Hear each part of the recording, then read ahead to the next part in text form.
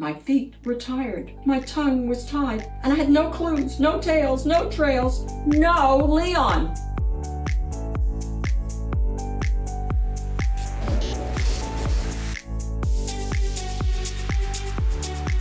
Hi everyone, welcome to the Reading Den with Shen, and I am Shen. Today I'm going to read with you and your family a marvelous mystery called Private Eye Guana, The Case of the Missing Chameleon by Laden. Please give me a like, subscribe, and share. This helps YouTube recommend my videos to others. And today I want to give a special shout out to Claire from London, England. Wow! I was sitting at my desk when I got the call. Private Eye Guana here, I said. Yes, I can find missing lizards. A chameleon? Well, okay. Why don't you come over to my office and bring a photo? As I hung up, I wondered if I should have said okay. Chameleons are hard to find, but she sounded upset. I guess I'm a sucker for a lizard in distress. You can call me Liz, she said as she made herself comfortable in my office. Here is a recent snapshot of Leon. He didn't come home for dinner one night last week. I had made his favorite cricket stew. I haven't seen him since. He was acting a little strange, changing colors every minute. He's always been the stay-at-home type, and, well, frankly boring. I'm afraid he could be in trouble. I puffed myself up and said, Hey, now, don't you worry, Liz. If I can't find Leon, no one can. By the way, I asked, what color was he when you last saw him? Quickly, I made a pile of posters of Leon, the missing chameleon. Not knowing what color he was, I figured I'd color each poster differently. Too bad Leon didn't have a scar or a tattoo. Then I set out to hang them up wherever I could. I stopped first to check in with Officer Croker, the bullfrog chief of police. Officer Croker, who had a habit of jumping to conclusions, said, A missing chameleon? That's a waste of time. Probably pretending to be a rock. I said, Thanks for your help, officer. Maybe I'll go talk to some boulders. So I hit the dirt to see what I could dig up. I plastered the forest with posters.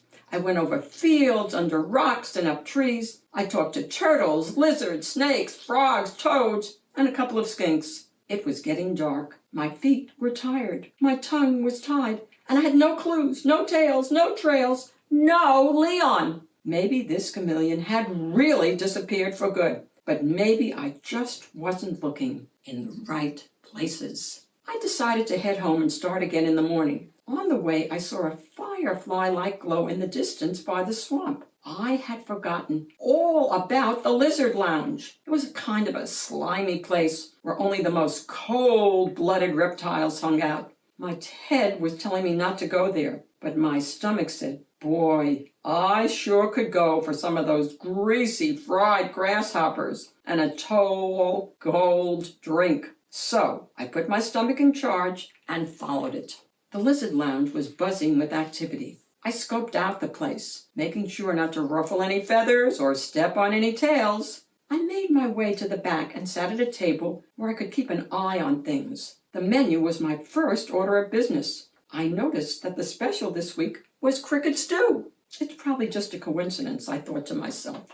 A sweet salamander sashayed over to my table. I'm Sally, your waitress, she said. What's a nice amphibian like you doing in a place like this? I asked her. When I didn't get an answer, I ordered my food. I noticed a sign on the stage that said, This week, Camille and the Gila Girls. I said, Hey Sally, who's this Camille? Sally smiled. I don't know who Camille is. She just appeared out of the blue a few days ago. But boy, can she sing. She fits right in with our house band, the Gila Girls. You really should stay for the show.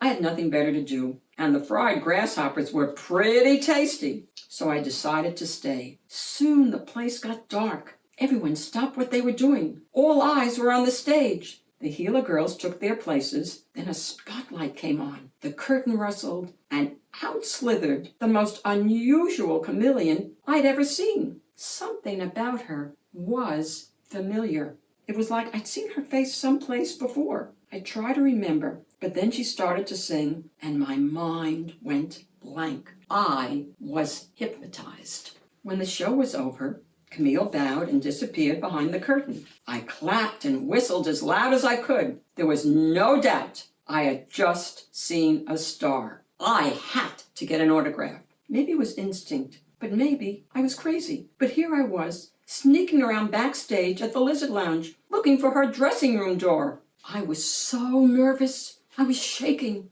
I knocked on her door, and when a voice said, "Yes, come in," I nearly shed my skin. I couldn't believe I was alone with an amazing singer. I stammered, "Camille, I wanted to get your autograph.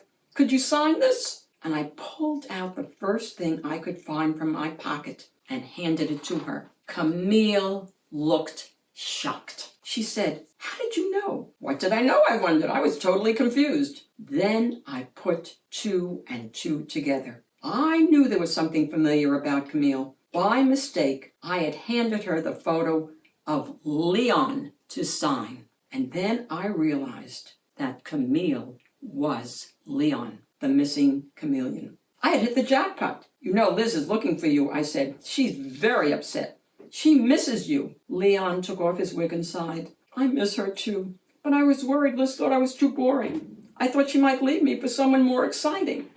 I wanted to show her that I had talent, that I could be somebody special, maybe even a star. When I heard that the Gila Girls needed a new singer, I jumped at the chance to polish my act. Naturally, I blended right in. And so I closed the case of the missing Camille Leon. Last I heard, Leon was the singing sensation of the swamp. Liz watches the show and then returns to the kitchen, where she's the new head chef. Her cricket stew is getting rave reviews. It seems that the Lizard Lounge is actually becoming a respectable place. As for me, who knows what the next case will bring? A frog that jumped bail, a turtle running a shell game, a poisoned snake. Just remember it. If you've got a problem, give me a call. The name is Private Eye Guana. The I stands for I'll be waiting. The end. I love this story. If you have a friend who loves to read and you'd like to give him or her a shout out, let me know in a comment. Anyway, thanks so much for hanging out with the Reading Den with Shen. And I'll see you all soon again. Bye, everybody.